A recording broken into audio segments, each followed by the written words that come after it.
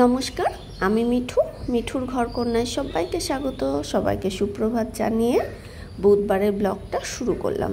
আজকে একটু বেশি তাড়াতাড়ি উঠে পড়েছি, কারণ আজকে ডাক্তারখানায় যাব, নাম লেখানো আছে কালকে। সকাল 8টায় টাইম দিয়েছে, ওই জন্য একটু তাড়াতাড়ি উঠে চাটা খেয়ে ঘরটাকে মুছে নিয়েছি।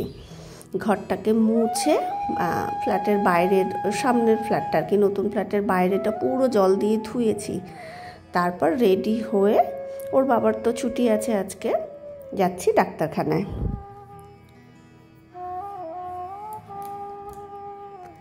এই দেখো, এটাকে জল দিয়ে ধুয়ে দিয়েছিলাম। আর এবার থেকে না রাত্রিবেলায় ঘর মোছার মপটা আমি এনে রাখবো, কারণ তাহলে সকালবেলা না মপটা দিয়ে ঝটপট এই ঘরটা মোছা হয়ে যায়। আর বালি হয়, জানো তো, যেহেতু রাস্তার ধারে, তো সন্ধ্যের পরে একটু জানলা টানলা খুলে রাখি। আমার এই ঘরে আসলেই পাটা মনে হচ্ছে যেন বালি বালি লাগছে। আর ওই ঘরটা কিন্তু পুরো পরিষ্কার থাকে, পেছন দিক তো। ওই ঘরটা তোর বাবা রোজ মুছছে, এটা তো আমি রোজ মুছি না, নতুনটা, কিন্তু আমার পায়ে বালি বালি লাগছে। তাই রাত্রিবেলা মপটা এনে রাখলে না সকাল সকাল তো উঠে পড়ি। আর এখন একটা না ঘুম হয়, একদম 6টা অবধি আমি ঘুমাই। তো উঠেই আমি কিন্তু বাসি জামা কাপড়েই ঘরটা মুছে নিতে পারি। তারপর চলে এসেছি, আরও কয়েকজন পেশেন্ট বসেছিলেন। তারপর ডাক্তারবাবু একটু আসতে দেরি হয়েছিল, ডাক্তার দেখালাম। আমার হাঁটুতে আর কি, বা হাঁটুতে একটা সিস্ট হয়েছে। তো উনি কিছু কিছু জিনিস বললেন, এই 15 দিন এই জিনিসগুলো মানে মানতে হবে আর কি। উনি সেটাই বললেন। ওয়েস্টার্ন টয়লেট ব্যবহার করতে হবে, হাঁটু মুড়ে একদমই বসা যাবে না, সিঁড়ি ভাঙা যাবে না, কোনো ম্যাসাজ করা যাবে না। আমি বললাম না, এগুলো তো আমি করি না, সিঁড়ি ভাঙতে হয় না, হাঁটু ম্যাসাজ করি না, অয়েল ম্যাসাজ করি না। তা বললো ঠিক আছে, এগুলো করে 15 দিন বাদে এক্সরে করে নিয়ে যেতে হবে। একটা সিস্ট আছে, ওই সিস্টটা আর কি মুভ করছে, যখনই মুভ করে না তখনই মানে ব্যথাটা কম বেশি হয় আর কি। এরপর ডাক্তার দেখিয়েছিলাম আর কি, তার পাশেই দেখলাম একটা বকুল গাছ আছে। আর বকুল ফুল না এত সুন্দর গন্ধ, গিয়ে আমি হাতে কয়েকটা নিয়ে কুড়িয়ে নিলাম। আর এত সকাল সকাল বেরিয়েছি তো, রাস্তাঘাটে দেখো খুব একটা লোকজন নেই, ফাঁকা ফাঁকা, বেশ ভালো লাগছিল আর কি। তারপর প্রথমে গেলাম, একটু কলা নিলাম, ভাবলাম দই চিড়ে কলাই সবাই খেয়ে নেবো। এবার ওর বাবাই বলছে যে মিষ্টির দোকান থেকে পরোটা নিই। আমার পরোটা নেওয়ার একটু ইচ্ছা ছিল না, কারণ পরোটা না আমার একদম খেতে ভালো লাগে না, কেন জানি। আগেই মিষ্টির দোকানে পরোটা আমার খুব ভালো লাগতো, আর এখন একটুও খেতে ইচ্ছা করে না। আমি মোটা মোটা পরোটা আর আলুর মধ্যে সেই মনে হয় যেন মিষ্টির যত রস সব ঢেলে রাখে।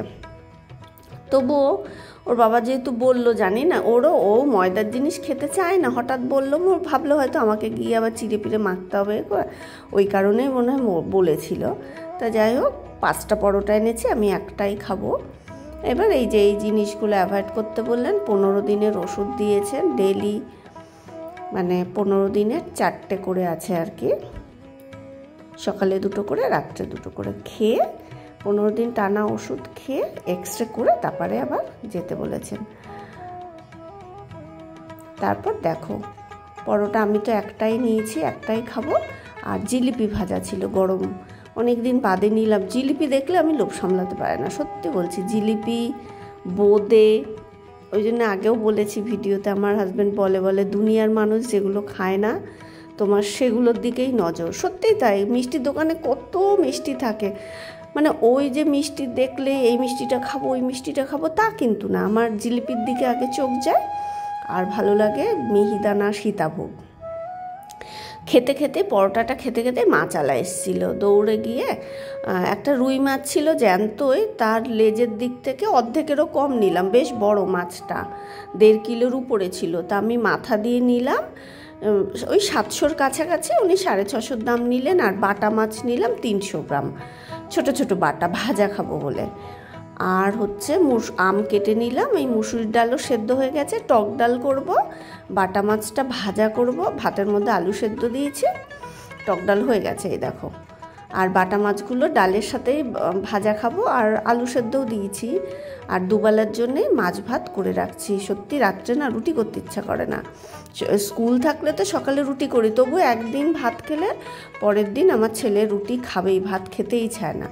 আর এই দেখো, এখনও খানিকটা পান্তা আছে, পান্তাটা আমি দুপুরে মাছ ভাজা দিয়ে খেয়ে নেবো। তারপর একটু জিরে, আদা, একটু গোলমরিচ, অল্প একটু সর্ষে দিয়ে, কাঁচা লঙ্কা দিয়ে বেটে টমেটো দিয়ে ঝাল করলাম। আমার না অনেক দিন ধরে খুব কচু খেতে ইচ্ছা করছে, কেন জানি না, অনেক দিন কচু খাইনি। আর আমাদের না একটু সবজি দিয়ে মাছ খাওয়া অভ্যাস, মানে বাপের বাড়িতে যেহেতু দেখবে পরিবারে না লোকজন বেশি থাকলে শুধু মাছের ঝাল টাল কিন্তু কমই হয়, একটু সবজি টবজি দিয়ে বেশি হয়, যেমন একটু কচু, মেটে আলু। তা আমার অনেক দিন ধরে খুব কচু খেতে ইচ্ছা করছে। আমরা ছোটোবেলা থেকে খুব কচু খেয়েছি, মানে আমার এখন আমার হাজব্যান্ড খুব একটা পছন্দ করে না বলে খাওয়া হয় না, না হলে সেটা না, মানে কি হয়, মামার বাড়িতে বা বাপের বাড়িতে গেলেই তো কচুটা আসে, তখনই খাওয়া হয়। এবার মা অনেক দিন ধরে বলছে তোর জন্য কচু রেখেছি। এবার নেই, গরমেও যাচ্ছি না, সত্যি কথা, মানে বেরোতে ইচ্ছা করে বলো তো, কোনো মানে সত্যি কথা কোথাও যেতে ইচ্ছা করে না, মনে হয় কি গরমে ওই পুরনো জামা কাপড় পরেই ঘরে থাকি, কারোরই বেরোতে ইচ্ছা করে না দরকার ছাড়া। এরপর মাছের ঝোলটা হয়ে গেলে ওর বাবাকেও একটু তরমুজ কেটে, আমিও তরমুজ কেটে খেয়ে নিলাম। ছেলে এখন খাবে না বলে ওকে আর দিলাম না। তারপর ছেলেকে বললাম পুজোটা দে। আমার সমস্যা হয় কোথায় জানো তো, পুজো দিতে। আমি আগের ভিডিওতেও বলেছি, এই যে পাটাকে তো ফোল্ড করে পুজোটা দিতে হয়, পুজোটা দিতে সমস্যা হচ্ছে, ঠাকুরের বাসনটা মাজতে সমস্যা হচ্ছে। না হলে মোটামুটি আমার আর তো দাঁড়িয়ে দাঁড়িয়ে সব করতে পারছি কাজ। আর যেটা সমস্যা হবে, যেটা ওই যে রান্নাঘরের একটু নিচের তাকগুলো পরিষ্কার করা, সেটা নাই থাকলো, কিছুদিন নাই বা করলাম, বা ওর বাবাকে ছুটির দিন বললাম একটুখানি করে দাও, আমি কৌটো কাটাগুলো সরিয়ে হাতে হাতে দাঁড়িয়ে দাঁড়িয়ে হেল্প করলে সেটুকু করে দেবে। কিন্তু সমস্যা আমার পুজো দেওয়া।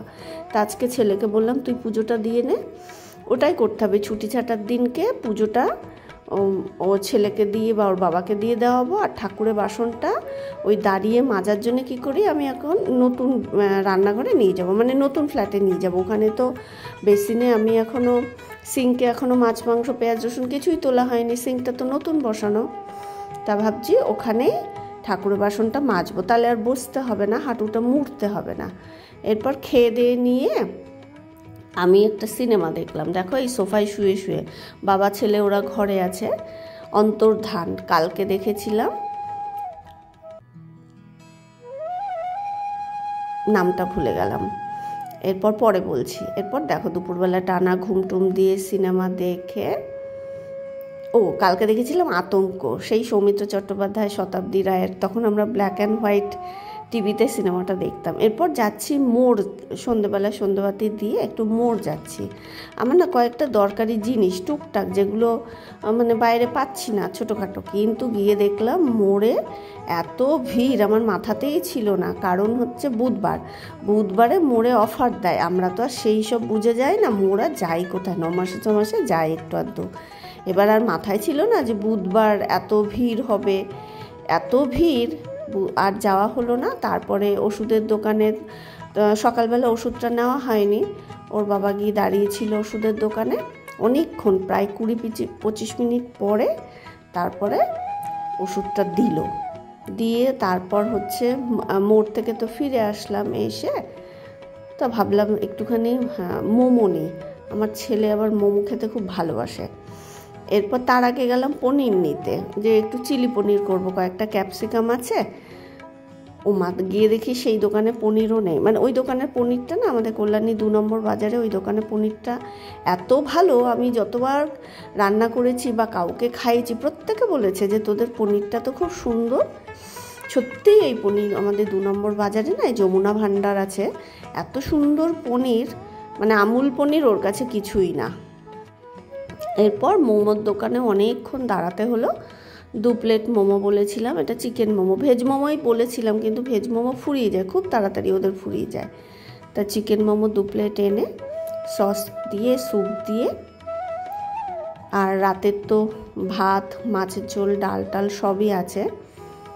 ছেলেকে দিলাম বেশি করে, 1 প্লেট ছেলেকে দিলাম, আমি আর ওর বাবা আর 1 প্লেট খেলাম। আর স্যুপ কাপে ঢেলে নিলাম।